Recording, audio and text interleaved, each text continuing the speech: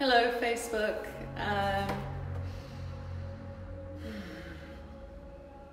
wanted to drop in and share my experience about last week of having dinner with Gary Vee, because I haven't actually really spoken about it much. I don't know if that stayed on because I had a call coming through. Hi Sam, hello Sophia. Say hi when you jump on, my loves. Yes, so I promised to do a live on this and was just waiting for an opportunity, some space where I was able to jump on here and dive into what that experience was like. And first of all, I already had so much admiration for Gary Vee. I've been following his stuff for quite a long time, and I really like how he shows up in the world. But being in person with him, and we were in a very intimate group. We spent the day at the event and with about 500 or 600 other people, and then there was only 7 other people and myself in a really intimate setting in a private dining room, having dinner together for well over 2.5 hours. I think it was probably about 3 hours. And that was the experience that really cemented my admiration for him as a human being, because he shows up in such a humble way. He is probably one of the most humble people I've ever met. But alongside that humility, he also is insanely confident and so sure of himself, and that comes through in everything that he says and just his way of being. And what that really comes down to is he is so unafraid to be fully himself, and he pays no attention to what other people are. Somebody keeps trying to call me and I'm not sure if it stops the live stream. He pays no attention to what other people are doing. He pays no attention to what other people think of him, or regardless of whether that is a negative or a positive thing. So if somebody has something to praise, then he just, he acknowledges it, but he pays it no mind. If somebody has something negative to say, he just brushes off, pays it no mind. So he's always staying fully in his lane no matter what. And to be around that energy was really, really powerful. To see how the effect that has on the people that he's around. And the way of being is something that I think we can all draw from, right? Imagine if we all showed up in the world that way. Imagine if we all showed up in the world staying so fully in who we are, really remembering who the fuck we are, and not paying attention to what other people are doing. Then imagine how powerful we would all be in this world. Imagine how different we would all be in this world. I think it would be a very different place, and it's something that, gosh, I've got messages and messages and messages coming up non-stop. I don't know if it's stopping the feed from going through. But there were a few other things that really came up for me. One thing that I found really powerful was he says, don't fake it till you make it. He's really anti that statement, that mentality. He's like, show up as you are where you are. Somebody asked a question. They had a high-end fashion label, and they were saying, I'm creating this high-end fashion label, but I'm doing it from garage, and I want to document the process, but I feel really inauthentic doing it because my brand is high-end, but I'm making it in the back of a garage. And he said, do it anyway, be where you are. People want to see the real and the raw. They don't want the pretense. They don't want you to be showing up as someone you're not, or pretending so you're on the level that you think you should be. They just want to see the actual reality of what's going down, and that's what draws people in. That's what is the most magnetic. And I thought that was really beautiful, because it makes so much sense. even the word like saying fake it till you make it just doesn't even resonate at all. Like, we shouldn't be faking anything, right? And no matter what part of our life, no matter who we're working with, is again just being so fully who we are, where we are, and what we're doing.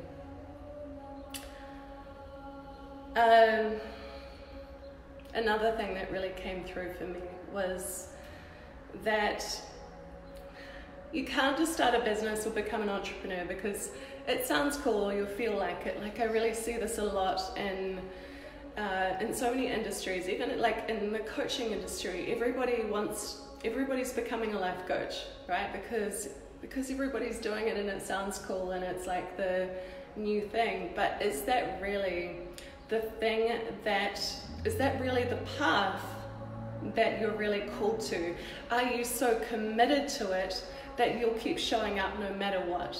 Are you so committed to it that even when you fail, you'll keep getting up and go over and over and over again? So whatever it is that we're choosing to do is, are you in it 150%? Are you so committed to the process that it doesn't even matter what the outcome is? Are you willing to fall over time and time again? You've got to be really fucking hungry, and you've got to be willing to fail, and you've got to be so all in. There is just no other option. And that goes with anything in life, but especially in business, right? Otherwise, we really should stay in the 9 to 5 and not villainize that, because yes, it sounds cool to be an entrepreneur, right? Everybody wants the laptop lifestyle, the location-free lifestyle. But some people like the idea of it, but they're not actually committed to putting in the work, and they don't see the background of how much work that takes, the struggle that it takes. We just see the end result, and we want the glamorous part of it, right? So getting really real with that situation and knowing that you have to be in love with the process so fully and so committedly that you will do fucking anything to make it work. Like, honestly, I know that I'm that kind of person. I sold my car to pay for my first coach, which cost a shitload of money. And I will do that kind of stuff over and over and over again because I am so fully committed that there is no other option for me. And that's how it should feel in anything that we choose to do, right? We should be blinkers on, eyes only on the end result, and that there is no other option to succeed, even if it means failing 50 times along the way, like the famous story of the KFC guy, right? That he went, God knows, like 1,000 times and was rejected 1,000 times, and then it wasn't until the 1,001 times that somebody said yes. So looking at that, questioning ourselves, seeing, is that where it sits for me? What else was there? There were so many beautiful things. You know, really, I have to say, like, there was so much information, and I could have taken notes all night long, but the most important thing is, for me, is putting myself in environments with incredible people, because we are the sum of the people that we surround ourselves with, and the more we spend time with those kind of people, the more that it inspires and uplifts us and pushes us in the right direction, right? And not only the experience of being around Gary Vee, but the other 7 people that had come up with that money to be at that dinner, which was a hell of a lot of money, and being in their circles and really finding out what they were up to in the world, because that was super exciting. 3 of those people that were in that room were 21-year-old boys from Christchurch, and they'd paid about $6,000 to go to this dinner. Now 21, and they'd flown all the way from Christchurch. Like, that's fucking incredible to me. And they are all in that mindset of being all in and doing whatever it takes. They don't let their age or their experience or the fact that they haven't gone to university get in their way, right?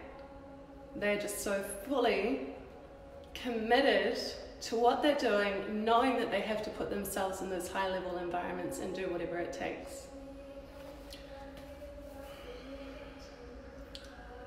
So another thing that I found really fantastic and makes so much sense is bringing our awareness back in business. You know, it's very easy to get distracted. It's very easy to go off in 150 different ways of trying to tick all the boxes and do all the things and get everything right and do what this business coach over here tells us to do and do what this article over here tells us to do, and trying to make sure that we do it the right way. And he's really anti that. He's really, you know, very similar to what I strongly believe in, but we would just use different language. So he's all about coming back to doing what feels good, to what your intuition is guiding you to, and remembering that none of that stuff matters, none of the strategy matters if you don't just fucking love what you do, and you're not staying in your own lane, and it's not coming from this place, from this soul place, from this heart place, and just focusing on producing really epic content. And a lot of it. His thing is that you make content everywhere, constantly, on every platform, and that you just get your message out as much as you can. And his level of content is far above what I could ever do right now. I believe you do need support. He puts out 100 pieces of content a day, which is just like insane. But the reason that he puts that emphasis on the content is because attention is the biggest asset. He's saying our attention span is so short now, and we tend to,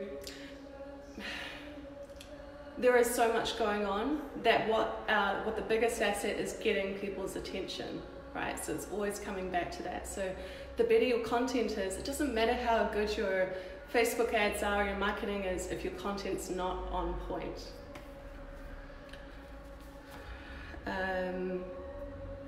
Amber says, fake it till you make it for me means believing in myself and even having confidence, even if you don't fully feel like it, and doing things I'm scared to and not letting things get in my way. Yeah, absolutely. It's all about how we're going to frame things and perception of that. And that's super important. I think there's a different way of framing that I really liked, and it's I think it's something like believe until you become. And just, you know, I always talk about the 2.0 version of us and really visualizing what that looks like and getting really clear on all the details of that 2.0 version of us, and then choosing to step into that every day. But you're creating a container, right, for that new version of you. You're not really faking it. You already are that person. It really comes back to just remembering who the fuck you are. Because as a child, or when you were born, you didn't come out not believing in yourself. You didn't come out lacking confidence and doubting yourself, right? That's something we've learned over a whole lifetime of being suppressed and shut down and minimizing ourselves, right? This is where we get to look at it in a different way. I just think we really need to remember who the fuck we are and come back to that over and over again. Rant. There is so much more, but I feel like they're the main things. Yes. I guess the other thing that I really resonated with was that we get to change the rules. We get to make the rules. And it comes back to what I was saying before about like not necessarily paying attention to what everybody else is saying and what everybody else is doing, but coming from that place of intuition. This is why when I coach people, when I work with people on building their businesses, that I always bring it back to where is our intuition guiding us? What is that you truly want and what your soul is asking from you? Because in the end, that's the only thing that matters. There is no point in creating a business, creating this life, if it's not one that lights you up, that doesn't fulfill your purpose, that doesn't bring you a lot of joy. It doesn't mean it's easy. The good things are never easy. And that's something else that he touched on, because there's a lot of hustlers out there. There are a lot of people that are really good at NLP and marketing and sales, and it's easy to get sucked into that stuff. It's easy to get sucked into wanting to make money really fast and get successful really quickly and like take the shortcut to success. But what he said, and I really resonate with this, is everything great should be hard, right? Because when you put in that hard work and you put in that effort, then you really appreciate how far you've come, and you have built the foundation in the most solid way possible. Otherwise, we're going to build this house on sand and it's going to eventually fall over. We haven't had the practice, we haven't put in that work that has built that solid foundation. So always coming back to that and knowing that we do have to put in the effort, we have to put in the hard work, we have to take all the steps to getting there. There is no real shortcuts. You look at a lot of people that have created a lot of success, and it's easy to look at them and go, wow, they overnight success. Overnight is such a crock of shit. Nobody is an overnight success. They have all put in so much work to get to where they are, and we're only looking at the end result, right? Look at anybody. You look at Oprah Winfrey, you look at Steve Jobs, you look at anybody in the world that you really admire, and go back through their entire process and see where they've come from. And then you will see that nobody really is an overnight success, and they've all put in that work to get to where they are. So they were the main things. Hi Helen, hi Doug, hi Sonia. So good to see you all on here. Any questions? Feel free to fire them away, and thank you for joining me. So much love to you all. Bye.